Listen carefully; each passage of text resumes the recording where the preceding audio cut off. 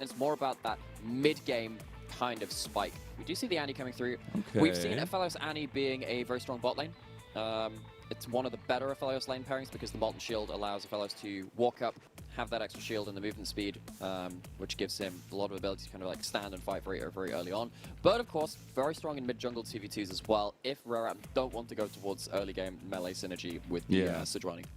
FPX are reading that this is going to be a support Annie here, still focusing up on that LeBlanc there as the ADC focus continues for RA. It is the Lucian and the Xayah taken off the table against LWX. That it is. So, waiting to see, of course, what our picks will be from Rare. You assume that they're going to be counterpicking the top lane matchup with this 4th pick, leaving their mid support flex until the very last pick. Jax is gone. QuiQiu, actually one of our best Jaxes in the league. QuiQiu, on the whole, has been a very strong 1v1 top lane champion player. He has been very good on the Gwen, been very good on the Ksante. They got the read. But the Wukong's here. So it's the Sejuani top. Sejuani top with the Wukong, which means that maybe this can be Wukong Annie in the mid lane, which is a very strong kind of bursty level 6 combo from mid lane, and just a nullifying top lane for QuiQiu. This changes an awful lot of things about the draft thinking about it. Oh, the Veigar locked in here. Oh wait, that's Veigar bot. That's Veigar bot. We're seeing a mage bot lane. Okay, very different. Right. Okay, last couple of picks, changing things completely up. Look at the smiles. We saw smiles coming into the draft by a lot of players. The coaches, everything coming here as the FPX comp throwing a little bit of spice for game number 1.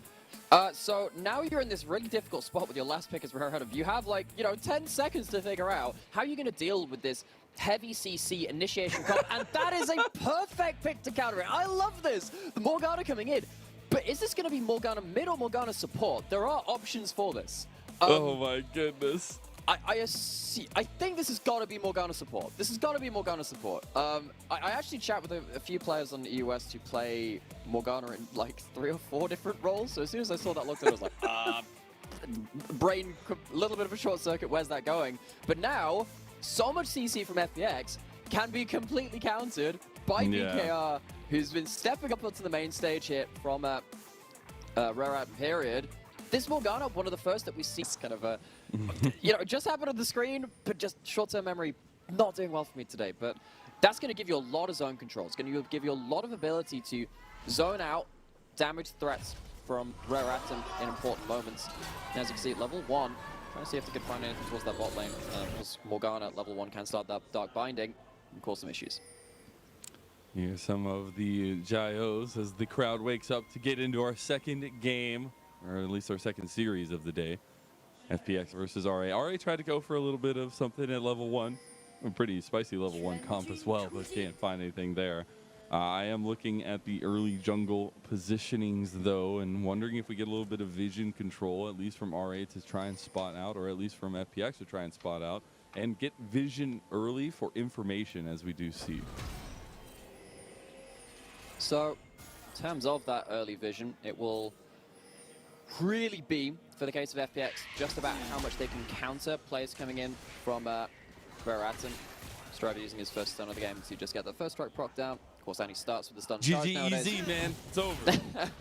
It's completely done. How does that matchup go? I feel like the Annie actually has a pretty good time poking down. Well, so it's funny you mentioned that. The first time we saw Annie mid come out in recent years, which was the first time in a very long time, was into Yone at last Worlds. That was where we were seeing it, because Yone dashes about, does all this crazy stuff. Point and click stun, burst out, outranged, can't get access to the minion wave, steps up in mid lane, just immediately dies. Yeah, Annie has been, for the last year or so, an actually pretty good matchup into that Yone in the mid lane. So, something which FPX will have to be aware of, because you're going to dive in with Moakai, Nautilus, Yone. If you get point and clicked by the Annie, and they get turned around onto you by an Aphelios ultimate, or the Wukong kind of spinning as well, ripping up the Beyblade, it's going to be a lot of turnaround damage. And this is the first Morgana support we have seen for over a year. Ksante, the last one to play it. Yeah, back in January last year. Wow. It's a long time. And nonetheless, from our new bot laner in BKR. Love to see it. Hacker has made a quick jump towards this top side, wrapping around for a gank On to Strive. Mid-jungle Leyan 2v2. is Both, right it's here. really important. This has got to come through. The knockback is enough. Care getting some damage onto Strive. Strive might need to be careful. First blood for FPX. That is just Leyan not being in position for Strive. Those connected cablings, again, just not really there for Reratum. Strive left out to push in that wave, not covered by his jungler at that point, and despite Annie being a very strong mid lane jungle 2v2 champion, is left alone in the 1v2, cannot do anything about it. Reratum give up an easy first blood. What a wraparound gank from Hacker as well. He went all the way around to come from topside where Strive was thinking, oh, he's definitely starting on bot side of the map. Just the little things to kind of catch Strive unaware, and again, Leyan not in the right position. We'll get the Scuttle Crab here. I'd rather take the first blood than a Scuttle Crab. We'll see afterwards, though, that clear come through on both sides. Yeah, one of these is not quite equal to the other. They just really need to pop the Scuttle Crab to be like first blood. No. That's when we get like 2021 meta back. We get 2021. Where we have like 5v5s over Scuttle Crabs? You don't want that? Come on. Well, but we literally had that. I know we did. You don't want that? Okay, so part of me wants that because you know, like the blabber crabber meme. Now, obviously, I was a big fan of that because my home away from home in League of Legends is the LGL, and you know who caused that was DFM versus Cloud9. You know, it's a very important game for me historically. I loved how that game turned out. Sorry about that for the NA fans, but I still also, you gotta realize what that did to the meta. As much as the side lanes would kind of have some impact on the jungle path and going, wow, we can help our jungler do something early if you actually, you know, had your monitors on it, like, you know, 2 minutes 30 in this gold or whatever. You know, you press the power button, you plug it into the wall, it's there. It's like, wow, I've turned up into river for the scuttle spawn. My macro is ingenious. But still, it's just very, very difficult when you get double scuttled at that point. It kind of leads you to getting farming junglers being all the rage because they get to those scuttles earlier. You see, Leyan actually does get to a scuttle at this point, and that will be the double If only it was the meta before, then he just wins the game off the double scuttle. No 5v5. No trolling. We do have that dragon spotting here now, and I would wonder, especially with a little bit of pressure from bot lane, if the junglers want to opt into an early stacking advantage. Obviously, we have a lot of scaling from the bottom lane, so I think both teams are okay letting that go and focusing towards these solo lanes, though. No, I think on the whole, when you're playing around something like a Veigar, I mean, you've got a Cull and you have a Tyr in the spot lane, and you've got a Catalyst first time. So interactive. This is just saying, you know what? See you in 10 minutes. It's fine. We'll wait until that kind of stacks Maybe up. a little bit more. See what happens. We'll see. I mean, we'll maybe see if something happens around Herald. It is still likely going to be bot lane staying in bot lane. Maybe you'll see Nautilus and Morgana roaming up to that play. Maybe that's the way that they want to choose to see that out. Hacker, once again, using vision to his advantage, hops over the Dragon Pit. Does not get seen on that Scuttle Shrine.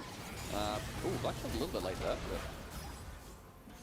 A little bit of trade back and forth. Should be that dragon snuck away by FPX. So, first blood and first dragon. We'll say Leyan showing up in mid lane after Tibbers has been used by Strive. Wasn't able to get any ganks here, trying to hit that level 6 as quick as possible, but there's that objective. There it is. So, first dragon up the side of FPX. Given that you have a Wukong, he's really good at bullying out enemy junglers level 3 onwards, really. Very good at dueling. And you've got a Veigar in bot side. Very surprised that Reratum managed to give up that dragon for free. Hacker seems to be getting a lot of value out of this Moakai. But for me, the way that I read Moakai is that he is a reactive champion. Typically, he wants to be counter-ganking rather than ganking. But actually, he's had an aggressive play in that mid lane. Managed to get onto that objective first towards that bot side and hasn't been punished for it. And as much as Leyan is creeping ahead in terms of farms, not by a huge amount, and Reratum, they're a team which like to chill. They like to kind of turn on mid-game and play around some of their big team fights around, you know, the 15, 20, 25-minute mark. This is still a lot to give over early for what should be a competitive early-game composition from them. Yeah, it definitely is, and it's been a little bit of lack of that kind of aggressive pathing for Leyan. I mean, he did get the double scuttle, but hasn't really found an in as a gank on Wukong. Obviously, getting close to that level 6, to orchestrations on the Rift. Yeah, that's it.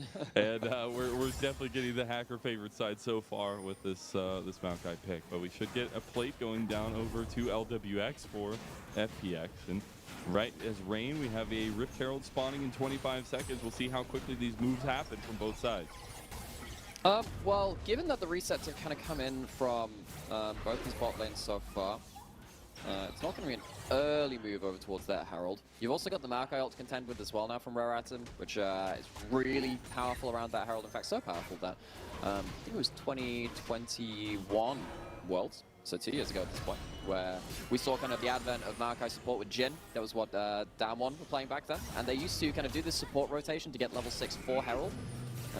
See the level 5 support there, missing the hook. But what you do is you just get level 6 Moakai support, use that around the Herald box. It's such a busted ult to use at that point of the game. They would kind of flip the game after that point. So Rare Atom do not choose to fight this Herald. They're passive that's going for to now. go down to Rin. They get like they are. I don't think they have to be, but they are. Passengers by choice, actually. They bought the ticket and say, "Where's my room service?" In my okay, passenger but seat. Passengers on what kind of transport? A train, what kind of I guess. transport is this game? That's what I'm envisioning. I don't know, just For sitting me, in a I train like to car. think that in this game, for me, I think Rare Atom have chosen. Well, they actually They might got be getting out. a little bit faster moving here. Yeah, maybe a little bit. Hacker is on the way with nice engage there, and the face sailed onto the back too. He gets burned down, but it's another kill to Care. I found the transport. I think it's a hearse, Mazel. I think it's a hearse. They've just dumped themselves over towards the cemetery in that play. Mid-jungle TV2. Wukong Annie is a lot of damage. They're There's no going black all shield. in. DKR in some trouble here. Does get the primordial burst used. He doesn't go down, but Oh! Jojo! He gets it. Lwx sidesteps Sssum, and that should be another kill. He's got the chakrams though, as he won't be able to get the pull back. The miss of that Moonlight Vigil was huge, and FPX are 3-0 over RA. There's no cleanse. This could be a flash cage, maybe. It was just out of range.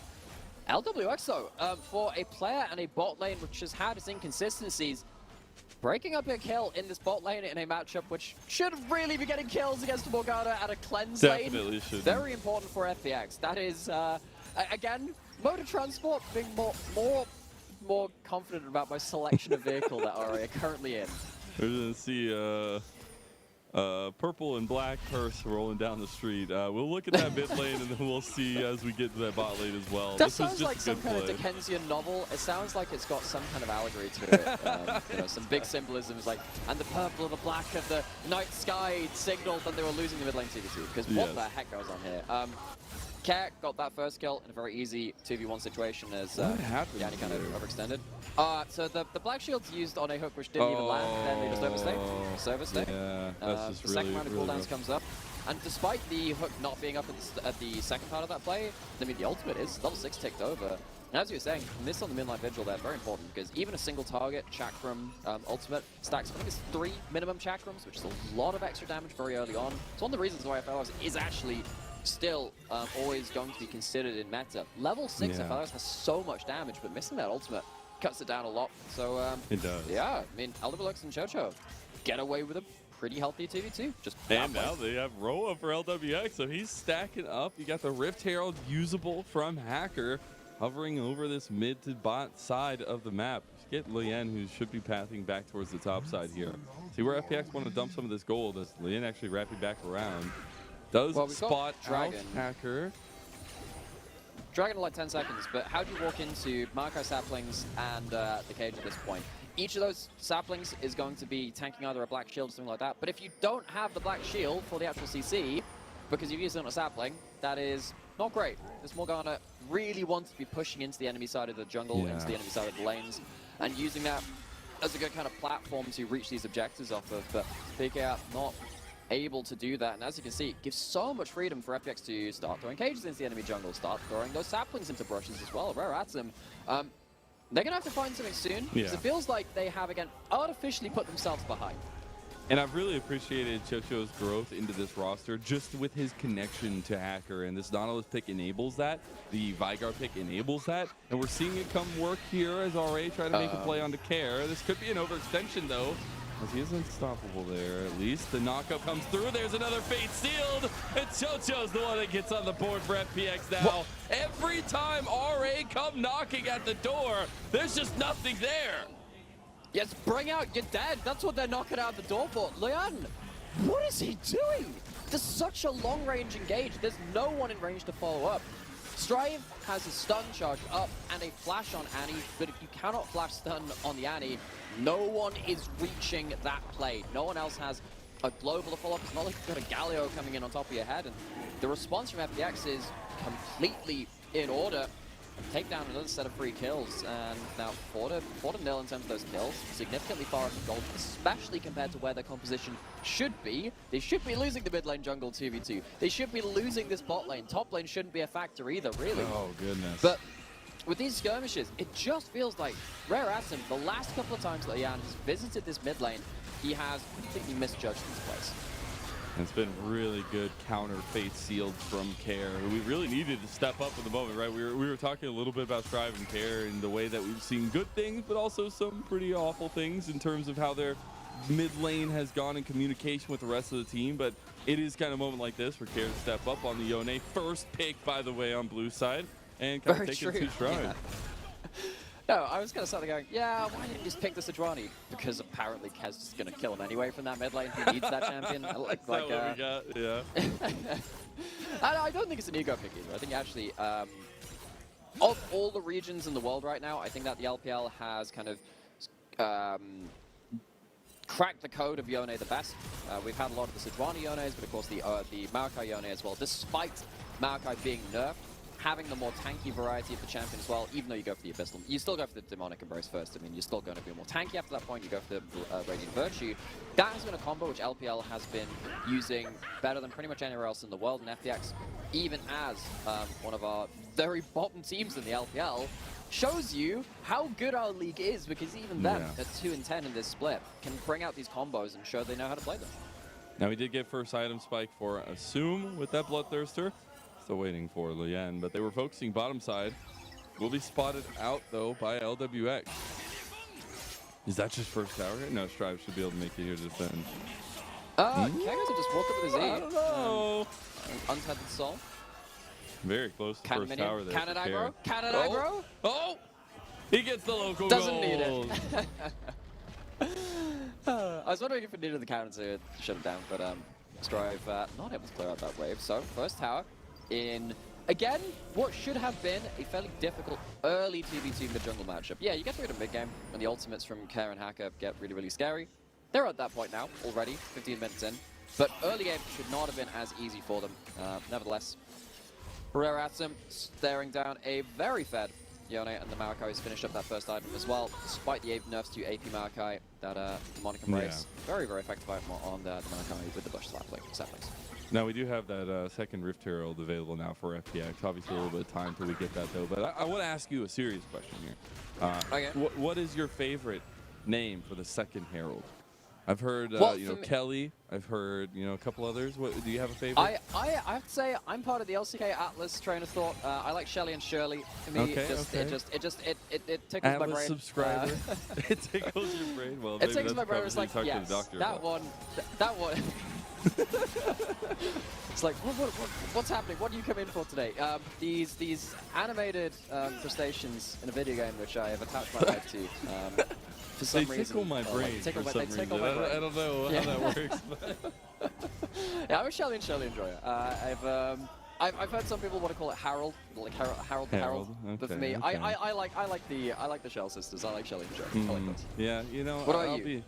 I'd like to think that you better have an answer yourself if you're asking this question. Unless this is for research purposes. I don't know why. I like Shelly and Kelly. I go for it. It's easy. Shelly, Kelly. I do like Shirley. I'm a big Atlas fan. But, sometimes you gotta change things up a little bit. Care, though, getting some damage onto nothing, pretty much, because of the shielding. That Rift Herald did get that charge at least. Strive has literally just had to move around the map to watch towers die. It's like, mid lane, tower's gone. You better be taking pictures, because there's no second Herald's not even there.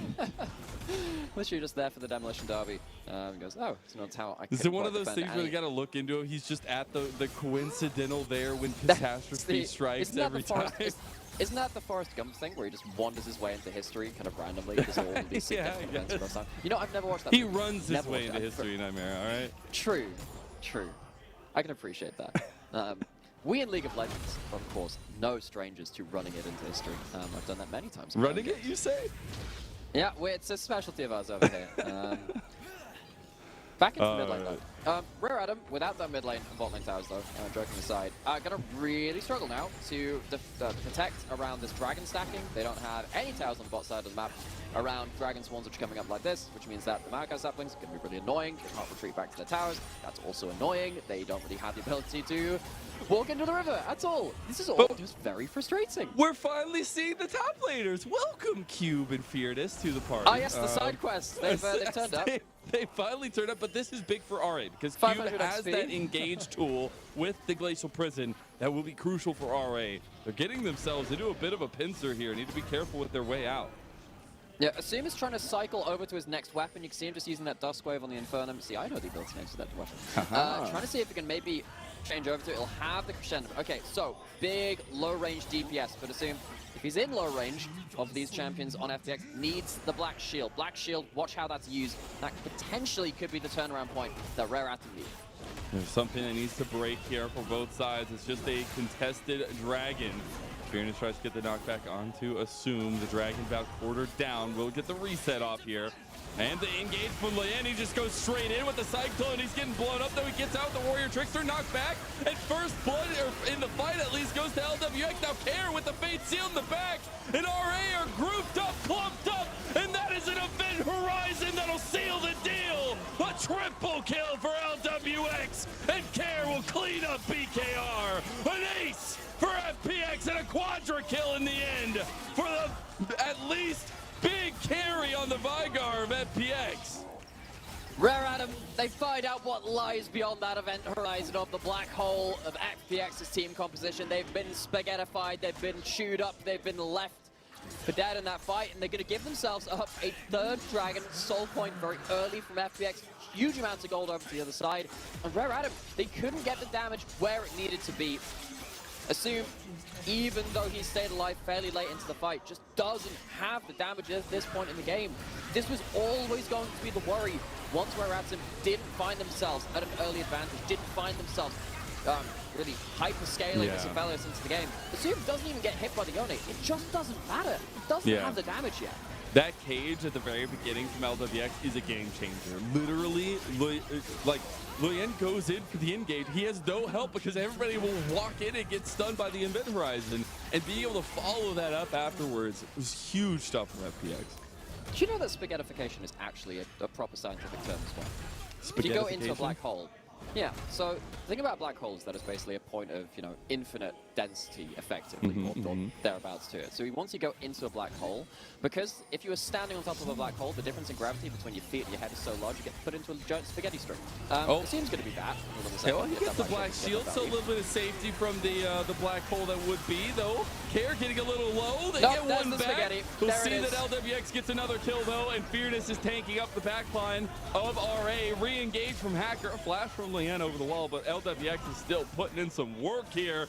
And we were talking about checking in later for Lwx. Well, I think the check-in is now. He is really putting out some work here. Even getting stunned up there, still able to put out some clearing into the mid as it should be RA able to move in. Yeah, and Veigar, one of the big changes coming into this patch was that he had his cast range on his on a couple of his abilities increased, and it allows him to get into those positions to threaten enemy champions which are kind of sat on that mid-range a little bit more. Very, very important. Of course, in that fight, though, I kind of thought it was going to be a blowout. That's why I was joking about it towards the start of it. But Rare Atom turned around into a 1-for-1. It's just not around an objective. It's not around something important enough for Rare Atom to actually take something big back in this game. But Lwx, with that rod kind of stacked up as well, Rod of Apex allows him to kind of use his HP as a resource. Chocho hooks into the Sentinel turret, sadly for him, so actually can't get quite enough value out of that. But throughout this, you can see that actually Sssum manages to survive the initial engage again. Does actually get decent value out of that Black Shield, and eventually, if this game goes late enough, that will be a threat. It's just a question of whether Rare Atom can get there. As it stands, I'm doubtful of that, but hey. You're also standing across from a 5-0 Veigar for Lwx, who will just continue stacking. I feel like it just gets so eventually that'll be damaged. Yes, at that point in time, Lwx will have become like behemoth. Yeah, you've never seen a black hole in real life. Well, there might just be one in this game. as you don't want to be spaghettified if you're RA. Yeah, again, I'm glad that I'm educating you on these very important Yes. terminologies. I That's appreciate only you. my second most favorite scientific term though. Okay. There is actually there's actually a genetic kind of there's a gene code thing. I can't remember the exact name of it, but it's called the Sonic Hedgehog gene. There's an official there's an official scientific term, which is the Sonic Hedgehog gene, because a lot of the research in biology is actually done by students. So you're gonna get students naming things. Gotta love And I it. don't know about you. I've been a student in the past. I know I'd definitely do that if I had the chance. So Oh, absolutely. yeah. Make your mark on Welcome history. to scientific terminology with the LPL. Well, you were talking about a little bit of value in that science for RA, at least looking at their copper, and if they're electrified, well, yeah. the Gotta copper patch is up those probably connections. it's not working. Nightmare. I don't know what to tell you. The fire was too hot from No. the Phoenix. Yeah, it's been melted a little bit. Otherwise, again, not quite connected. Rare item. As much as they have reached the item spikes now, to an extent, it just feels like it's so hard to go up into Lwx's Veigar, because you're going to get to a point where one person is going to be hitting, and even if that person is assumed, you're probably losing 2-3 other people on the rest of your team, and that's if the Yone doesn't make an absolute mess of things as well. That's also 2 rods turned into a hat with a magic trick for Lwx, so third item Oof. spike there for the Veigar. Oh yeah, actually another thing. So we've seen a lot of fights, right? So Veigar gets AP from killing minions with his Q, but he also gets it from hitting champions with any of his skills. Think about how many people he's hit with cages and his abilities in these fights. Unironically, the amount of fights that we've had means that you can see down there 280 AP coming from his passive at 24 minutes into the game. 857. What the It's hell?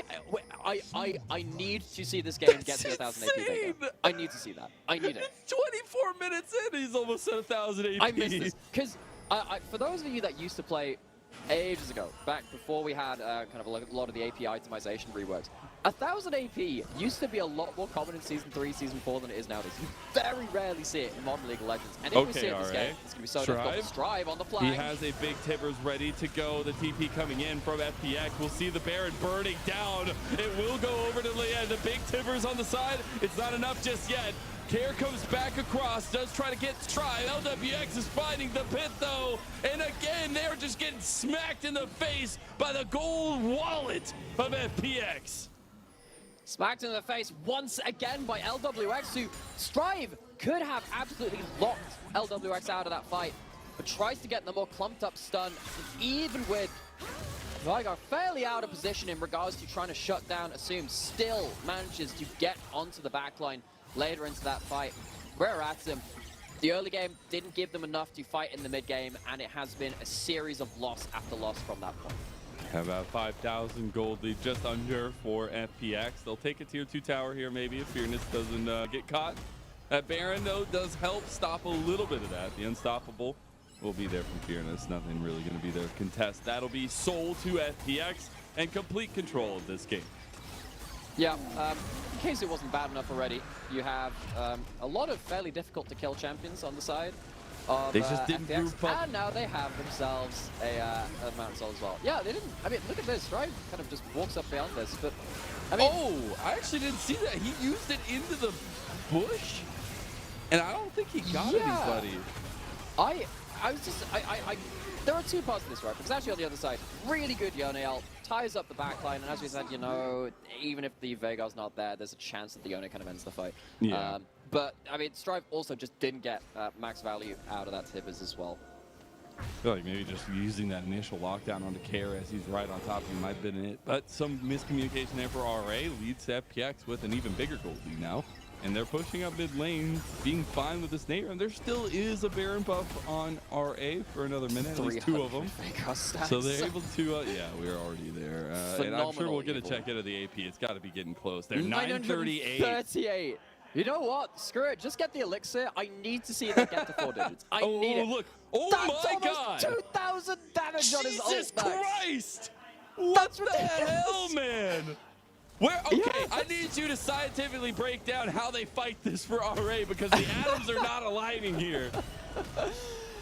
You're relying on something called the uncertainty principle, which means that pretty much anything's possible in a weird enough world. I'm fairly certain, though, outside of that uncertainty, that going to have a very hard time finding that eventuality. They've had moments where Sssum can actually start firing back, start trying to auto-attack. It just hasn't had a damage attached to it. And that's another thing about this composition. There's just no one easy to kill on the side of FPX. You've got a Rod of Ages on LWX. They have a Mountain Soul now, so all of that HP which has been built up is going to be that harder to take away because of those resists on top of it. That's without, you know, the Radiant Virtue taking over, which is also going to be healing. It's without Get the the Lord Locket Doms from now Cho for Cho. Sssum. Does that do anything? It helps. I just, again, think that in any other game where you don't have two kind of support team fighting items in terms of the Radiant Virtue and the Locket kind of helping the team out, and then also the Mountain Soul on top of it, if it wasn't in a game like that, sure.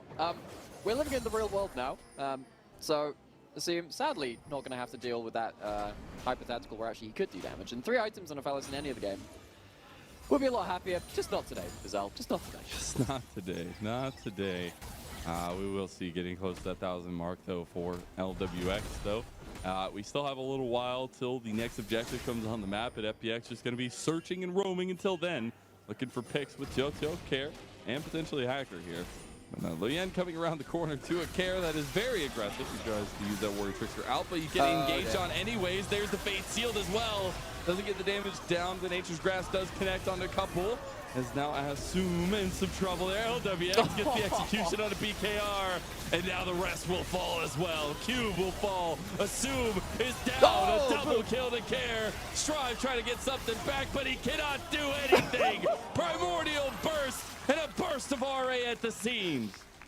You know, every time a Q landed, I actually thought it was the Veigar ult. And it wasn't. You used that at the very end. That's just how much damage LWX has done. This bot laner has struggled over the course of spring, but in game 1, in a game which could see them mathematically eliminated from playoffs, a series which could see them out of spring, LWX has come. Please go to LWX. I want to see the stacks. Please. Where's the stacks? I want to see the stacks. Show us the stacks. Come on, please. Before the game ends, I gotta see it.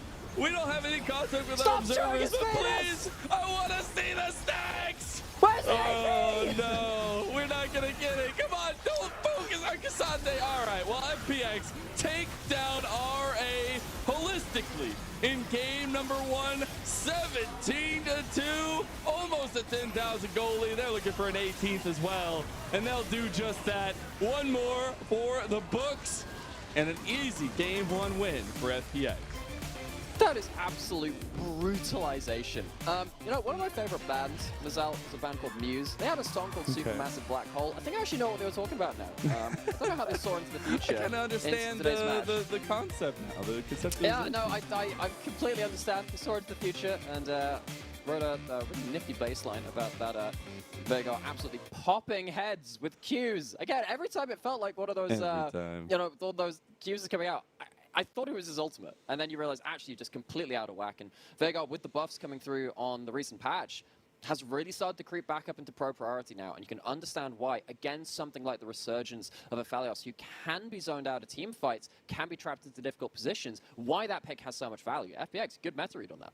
Yeah, they really did. I especially kind of seeing the way that they approached the mid game with the aggression as well, but didn't even really need any help bot lane to start it off. They got the overextension for BKR, and it was kind of just off to the races from there, and being able to utilize that strength to help out mid lane, getting those kills early for Care, and the comp just fit to a T for FPX. And it's one of those spoiler moments where RA now, you need to win out on the rest of your split here to try to make it to playoffs, and FPX standing right in your way. Yeah, this is not a game you can afford to lose for Rare Atom on the other side. You're completely right to bring that up. Despite you mathematically being able to make it into playoffs even if you lose today, it's very difficult beyond that point. You know, both these teams after this series will have another 3 to play. It's a lot of variance. A lot of other teams would have to lose all of their remaining games, which you can't rely on as well. And particularly with Rare Atom, with the way that they lost that game, particularly with Leyan, who was one of the biggest parts of their victories earlier in the split, playing so poorly and misjudging his engages, it makes you feel very, very worried for Leyan. Oh my god, look at that damage. Holy cow. It is the Care LWX show here for FPX in game number 1. And what a way to do it. First picking the Yone, saying, come at me, bro. We ain't got what it takes to take it down, and LWX taking this down. If Lwx had cast one more ultimate, their damage graph would have actually doubled by the amount of AP he had in that game.